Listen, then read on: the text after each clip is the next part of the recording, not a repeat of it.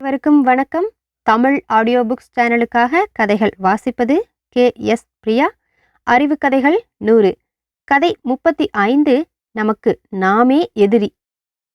காட்டிலே ஒரு சிங்கம் மற்ற மிருகங்களை துன்புறுத்தி அடித்து தின்று கொண்டிருந்தது. இதனால் பிற வனவிலங்குகள் யாவும் கூடி ஒரு முடிவுக்கு வந்தன. சிங்கத்திடம் சென்று, இன்று முதல் எங்களை அடித்து துன்புறுத்தாதீர்கள். நாங்களே முறை வைத்து ஒவ்வொரு நாளும் ஒவ்வொருவராக உங்களிடம் வந்து சேர்கிறோம் என்று அவை யாவும் விண்ணப்பித்துக் கொண்டன. அதற்கு சிங்கமும் சம்மதிக்க அவ்வாறே நடந்து வந்தது. ஒரு நாள் முயலின் முறை வந்தது.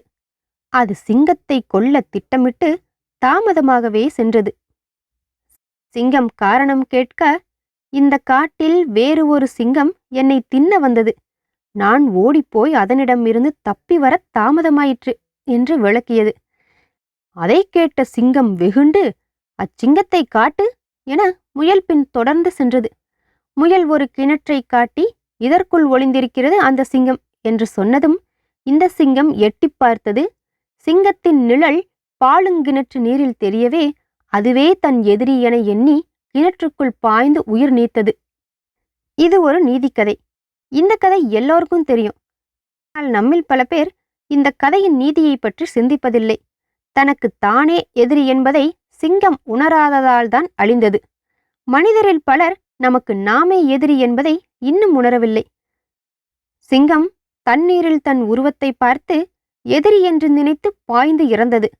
மனிதர்களும் தினமும் கண்ணாடியில் தங்கள் உருவத்தை பார்க்கும் போதெல்லாம் நமக்கு நாமே எதிரியாக இருக்கிறோம் என்று உணர வேண்டும். அப்படி உணராததால் பலரை வைது நாம் வையப்பெறுகிறோம். சிலரை அடித்து நாம் அடிவாங்குகிறோம். பலரை ஏமாற்றி நாம் ஏமாற்றமடைகிறோம். பிறரை கெடுத்து நாம் கெட்டுப்போகிறோம்.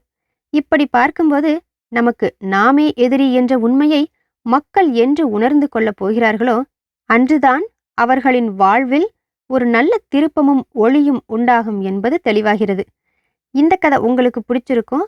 மீண்டும் அடுத்த கதைகளின் தொடர்ச்சியை தொடர்ந்து கேட்க தமிழ் ஆடியோ புக்ஸ் சேனலை சப்ஸ்கிரைப் பண்ணுங்க. மீண்டும் அடுத்த கதையில் சந்திக்கிறேன். வணக்கம்.